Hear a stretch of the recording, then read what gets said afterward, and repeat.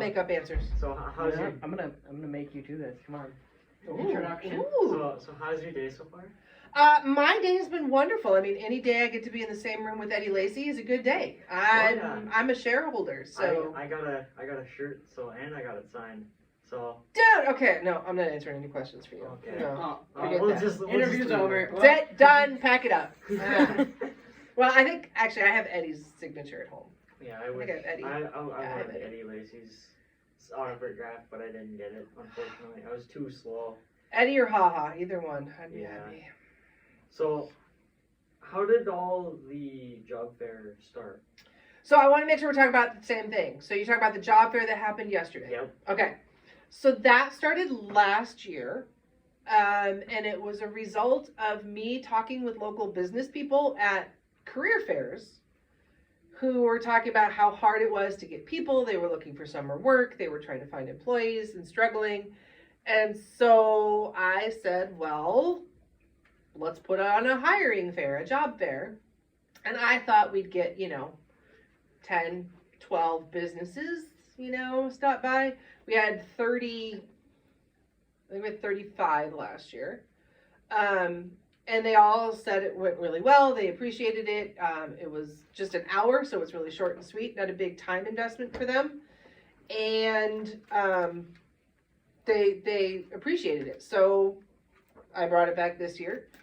We had a few less businesses this year, but we had some different ones. So to me, that's a sign that, obviously it's still needed.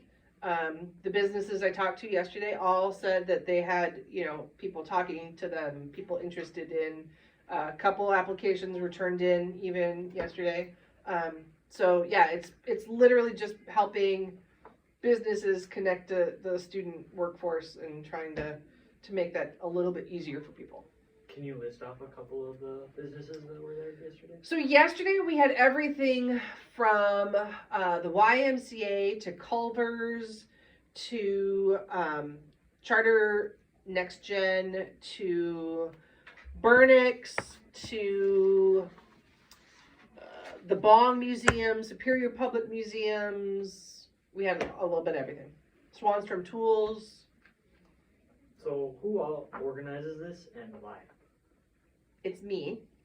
I'm the problem. It's me. No, sorry. I'm not going to pop culture quote. Why I do it is just because I think it's important. It's technically not part of my job, but I think it's worth doing. And I think it's important. I think my job is actually in the special education department, helping students get ready for life after school, a lot of which is employment. And so to me, it's a thing that is really helpful to all students. And so I just sent out some emails and reserved some tables. What are some of the effects after the job fair to the students getting jobs? I think students working provides some context to what you're learning in school. Learning how to manage your money, how to manage your time, how to manage your attitude, manage your responsibilities, check your attitudes, check your effort level, your commitment level. I use myself as an example. It's in college, but the concept still applies. My first year in college, I didn't have a part-time job. I was going to focus solely on college and be in college. And I had so much free time that I almost failed out. So second semester, I had a part-time job. It forced me to manage my time. It forced me to be responsible and effective in my time. And my grades went right back up. So I'm a firm believer in students being engaged and involved in things to help learn those soft skills of time management and personal management while you're still here in school so that you can take those skills out into the real world with you. Come join the fun. What do you guys do?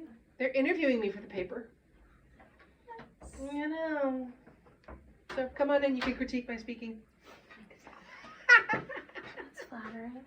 Yeah. How many people do you think went to the job fair? That's a hard one to say because it's after school, and so it was hard to tell who was there for the job fair and who was just passing through. But I would say there was probably a solid 150 students that stopped, engaged, talked with, visited with at least one table. But I don't really know for certain. I know I was there, and I was still over there taking pictures, Yeah. getting some good quality stuff. pictures Good. for the paper. And I seen a lot of people interacting and showing that they know what they're interested in. What are your thoughts on that? So the reason I do the career fairs is because I want students to know what opportunities are here in our region. When I moved here, brain drain was a real thing. So the idea of students becoming educated and then leaving the area, and then we have a workforce that's not ready for a lot of the careers that are here. And so that's where the career fairs came from. And the job fair fell as part of that because now you have students who are going to connect with some of these businesses earlier on and take their experiences and shape what they do in high school to better prepare them for life after school.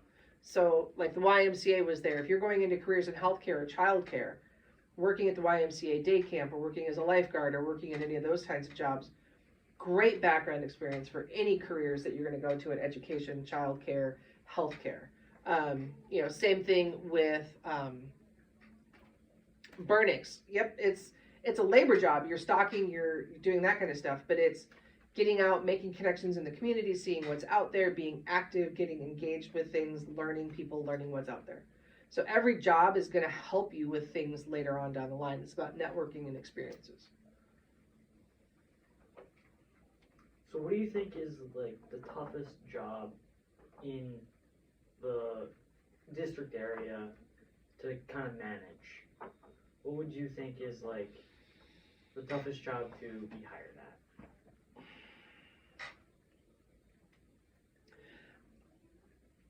That's a really good question. So I know that personal care, not necessarily health care, but like personal care is struggling to find people. They're really having a hard time finding people to support people in their homes, which causes a ripple effect. So let's say someone goes into an assisted living facility to recover from a health incident. They are back to their new full capacity. They're able to go home, but unless they have somebody ready to help them, they can't go home. And so we can't find people to support those people at home. So then they're stuck in the nursing home, which means then that bed doesn't open up for somebody else who needs it, which trickles down. So I think as far as like one of the areas, finding people to be employed in that area would be in that personal care, supportive health positions. I also think that any of the like skilled management type jobs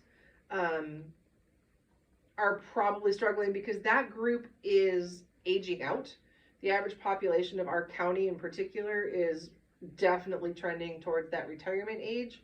And so those people who are currently management or leadership are starting to age out, and there aren't people with the experiences to come in and fill those positions, which is leading to some gaps in skills and gaps in experiences for businesses. Is that kind of where you were going with that question? Yeah. Okay. That was a good one. And I think that's all I have for you for today. So thank you for your time. Absolutely. Anytime. Yep. Cool.